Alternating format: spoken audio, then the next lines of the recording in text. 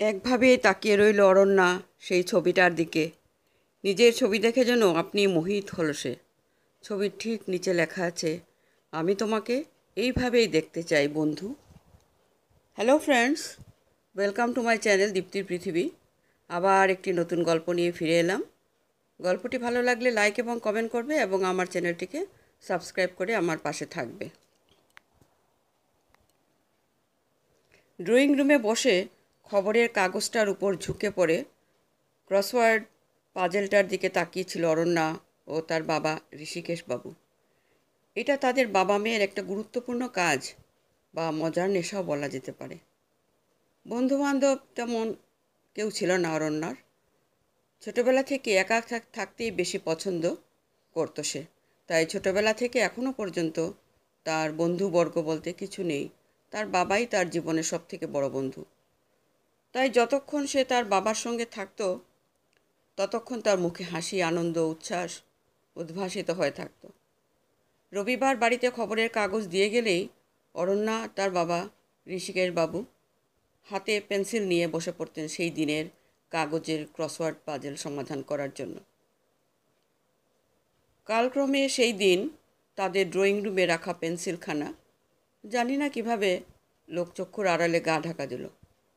অনেক খোঁজাখুঁজি করার পরেও সেই পেন্সিল বাবাজিকে আর উদ্ধার করা গেল না। অবশেষে সেই পেন্সিলের অন্তর্ধানের দুঃখকে মেনে নিয়ে ঋষিকেশবাবু অরণ্যাকে তার ঘর থেকে একটি পেন্সিল নিয়ে আসতে বলে সেই পাজলের সমাধান উদ্ধারে ব্যস্ত হয়ে পড়েন। আর অরণ্য তার দিকে পা বাড়ায় পেন্সিল আনার জন্য। নিজের রুমে গিয়ে ব্যাগ থেকে পেন্সিল বার করতে গিয়ে অরণ্যা একটা ফোল্ড করা সাদা কাগজ দেখতে পায় তার ব্যাগের ভেতর। এই কাগজটা সে রাখেনি ব্যাগের মধ্যে। তাহলে এই কাগজটা কিভাবে এলো এখানে? অবাক হলো অরণ্যা। কৌতূহলের সাথে ফোল্ড করা কাগজটা খুলে ফেলে অরণ্যা, আর চকিতেই হতবাক হয়ে যায় কাগজটার দিকে তাকিয়ে। অরণ্যা দেখে সেই কাগজে নিপুণ হস্তে আঁকা রয়েছে তারই একটা ছবি। কলমের জাদুতে যেন জীবন্ত হয়ে উঠেছে সেই ছবি। ছবিতে অরণ্যা বসে আছে ক্লাসরুমে, আর তার মুখে খেলা করছে এক অকৃত্রিম হাসি। ছবির ঠিক নিচে লেখা আছে, আমি তোমাকে এভাবেই দেখতে চাই বন্ধু। একভাবে তাকিয়েই রইল অরণ্যা সেই ছবিটার দিকে। নিজের ছবি দেখে যেন আপনি মোহিত হলো সে। অন্যদিকে অরণ্যার দেরি দেখে তার বাবা ডাক দিলেন, কিরে, কোথায় গেলি তুই? পেন্সিলটা নিয়ে আয় তাড়াতাড়ি। তাড়াতাড়ি করে সে কাগজটা আবার ব্যাগের মধ্যে রেখে দিয়ে পেন্সিল নিয়ে চলে গেল অরণ্যা।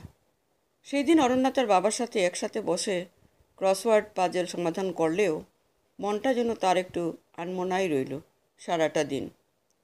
আর সারাদিন ধরে সে ভাবল, এই কাগজে আঁকা ফটোখানা তার ব্যাগে কিভাবে এলো, আর কেই বা রাখলো। এমনি নানাবিধ প্রশ্নের ভিড় ঘিরে ধরল তাকে। রাতে শোবার আগে ছবিটার দিকে আবারও একবার তাকালো অরণ্যা। পরম যত্নে এসে একবার হাত বুলিয়ে দিল ছবিটার উপর। সত্যিই সে এইভাবে মন খুলে হাসেনি কতদিন। তাই বারবার চেয়ে চেয়ে সে দেখতে থাকলো তার সেই হাসি মুখের আঁকা ছবিটার দিকে। এই ঘটনা থেকে একটা পরিষ্কার হয়ে গেল যে ওই ছবির তুলির টান অরণ্যার মনেও দাগ কেটেছে গভীরভাবে। তবে অরণ্যা ভালো বুঝতে পারল যে তার কলেজেই কেউ তার লক্ষ্যে ব্যাগের মধ্যে রেখে দিয়েছে কাগজে আঁকা তার এই ছবিখানা। এরপর এইভাবেই চলতে থাকে অরণ্যার সেই সাদা কাগজে আঁকা তার ছবির প্রাপ্তি। অরণ্যার অজান্তে না জানি কিভাবে তার ব্যাগের মধ্যে রেখে দিত কেউ এক টুকরো সাদা কাগজ, আর সেই সাদা কাগজে আঁকা থাকতো অরণ্যারই ছবি। এমনি জাদু ছিল সেই পেন্সিল টানে, যেন সেই সাদা কাগজেও জীবন্ত হয়ে উঠত অরণ্যার সেই ছবি। এমনই ছিল সেই ছবির সৃষ্টিকর্তার হাতের জাদু। এই ছবি মাঝে মধ্যেই পেতে থাকে অরণ্যা। কখনো ছবিতে সে ক্লাসরুমে বসে, নয়তো লাইব্রেরিতে পড়ায় মগ্ন। এভাবে নানান ভঙ্গিতে অপরূপ সুন্দর হাতের টানের ছবি একের পর এক পেতে থাকে অরণ্যা। শুধু অরণ্যা এটাই জানতো না কে এইভাবে ছবি আঁকছে আর কেনই বা আঁকছে। আর প্রতিবারেরই ছবির নিচে লেখা থাকতো, ভালো থেকো বন্ধু। এইভাবে ছবি আঁকার পালা চলতে থাকে বেশ কয়েক মাস। আজও অরণ্যা জানে না যে কে এইভাবে এঁকে চলেছে তার ছবি, আর সেই ছবি ক্রমাগত উপহার দিয়ে চলেছে তাকে। আস্তে আস্তে যেন সে অজানা অগত্যা মানুষটার প্রতি একটা দুর্বল হয়ে পড়েছিল অরণ্যা। এখন সে নিজে প্রতীক্ষায় বসে থাকতো কখন তার সেই অজ্ঞাত বন্ধু পাঠাবে তার আঁকা ছবি। সারা কলেজে খুঁজে অরণ্যা জানতে পারেনি সেই মানুষটিকে, যে তার অলক্ষ্যে প্রতিনিয়ত নজর রেখে চলেছে তার উপর। তাও কোনোভাবেই অরণ্যা পৌঁছতে পারত না তার সে বন্ধুর কাছে, যেহেতু কলেজ কোনো বন্ধু ছিল না অরণ্যার।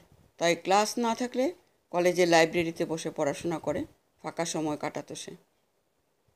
এমনি একদিন অফ পিরিয়ডে অরণ্যা কলেজের লাইব্রেরি রুমে ঢুকেই দেখতে পায় যে লাইব্রেরিয়ান একটা ছেলেকে দাঁড় করিয়ে বেশ জোরের সাথে অনেক কথা শুনিয়ে বকাবকি করে যাচ্ছেন। আর সরল সাদাসিধে ছেলেটা এক মনে মুখ বুজে শুনে যাচ্ছে লাইব্রেরিয়ানের সব কথা। লাইব্রেরি রুমে সম্ভবত অরণ্যাকে ঢুকতে দেখে ওই ছেলেটি হাত দিয়ে টেবিলের উপর পড়ে থাকা একটা সাদা কাগজকে যেন অতর্কিতে ঢেকে ফেলল। আর এই দৃশ্যটা কিন্তু নজর এড়ালো না অরণ্যার। এবার মন দিয়ে লাইব্রেরিয়ানের কথাগুলো শুনতেই পুরো ব্যাপারটা পরিষ্কার হয়ে গেল অরণ্যার কাছে। আসলে লাইব্রেরিয়ানের ওই ছেলেটির উপর এত চিৎকার করার কারণটা হলো যে ছেলেটি লাইব্রেরি রুমে বসে ছবি আঁকছিল, আর এটাই তার অপরাধ যে সেই ছবিটি ছিল একটি মেয়ের। তাই লাইব্রেরিয়ান ছেলেটাকে এত বকাঝকা করছিল। এসব কিছু দেখে শুনে অরণ্যার কেমন যেন একটু অদ্ভুত লাগলো ব্যাপারটা। ছেলেটি লাইব্রেরিতে বসে একটি মেয়ের ছবি আঁকছিল। অরণ্যাকে আসতে দেখে সেই ছেলেটি বকা খেতে খেতে হাত দিয়ে আড়াল করলো টেবিলে পড়া থাকা ছবিটাকে। এদিকে বিগত কয়েক মাস ধরে অরণ্যা পেয়ে চলেছে একের পর এক তার ছবি। এইসব কিছু মিলিয়ে মিশিয়ে একে একে দুই করতে বেশি সময় লাগলো না অরণ্যার।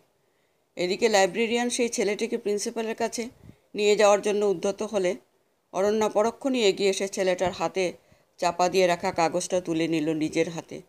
আর সেই কাগজের দিকে একবার চেয়ে তারপর ছেলেটির দিকে তাকিয়ে মুচকি হেসে লাইব্রেরিয়ান স্যারকে বলল, স্যার ক্ষমা করবেন, আসলে আমি ওকে এই ছবিটা আঁকতে বলেছিলাম, তাই ও ছবিটা এঁকেছে আমারই কথায়, তাই দয়া করে আপনি ওকে আর কিছু বলবেন না। লাইব্রেরিয়ান স্যার অনন্যাকে বড়ই স্নেহ করত, তাই অরণ্যার অনুরোধে এইবারের মতো ক্ষমা করে দেন সেই ছেলেটিকে। এইসব কাণ্ড দেখে ওই ছেলেটি কিন্তু সেইভাবে লজ্জায় মুখ নিচু করে দাঁড়িয়ে রইল, কারণ আজ সে ধরা পড়ে গেছে অরণ্যার কাছে। আর অরণ্যা যে খুব সিরিয়াস ধরনের মেয়ে সেটা জেনেই সে কখনো নিজের হাতে অরণ্যার আঁকা ছবিগুলো তার হাতে দিতে পারেনি। অরণ্যাকে অন্তর থেকে ভালোবেসেই সে তার অজান্তে ছবিগুলো রেখে দিত অরণ্যার কাছাকাছি আর নিজেকে রাখত গোপনে। তাই আজ হাতে নাতে ধরা পড়ে গিয়ে অপরাধীর মতো চুপ করে দাঁড়িয়ে রইল সে জানতো না যে অরণ্যা কী ভাবছে তার বিষয়ে। এই দ্বিধাদ্বন্দ্বে যেন আরও একটু বেশি নুয়ে পড়ে সেই ছেলেটি। অরণ্যা এবার তাকায় সেই ছেলেটির দিকে। ছেলেটির নিষ্পাপ চোখের ভাষায় বুঝি পড়ার চেষ্টা করছিল সে। এবার অরণ্যা টেবিল থেকে সেই সাদা কাগজটা তুলে নিয়ে সেই ছেলেটির হাতে দিয়ে এক মুখ অকৃত্রিম হাসি এনে বলল, ছবিটা তো অসম্পূর্ণ রয়ে গেল বন্ধু, এই ছবিটা কি আমাকে সম্পূর্ণ করে এঁকে দেবে তুমি? অরণ্যার মুখে এই কথা শুনে অবাক হয়ে যায় ছেলেটির নিষ্পাপ চোখে গড়িয়ে পড়ে জলের ধারা। অরণ্যা ওই ছেলেটির মনের ভাব বুঝতে পেরে বলে ওঠে, আর নিজেকে লুকিয়ে রাখতে হবে না তোমায়। তারপর ছেলেটির চোখের জল মুছিয়ে দিয়ে অরণ্যা তার কানে কানে বলে, আমি কি তোমার বন্ধু হতে পারি? তারপর দুজনে মিলে একসাথে হেসে ওঠে, আর সারা জীবন সেই হাসি অক্ষুণ্ণ রয়ে যায় অরণ্যার মুখে। আজকের গল্প এখানেই শেষ করছি। নমস্কার।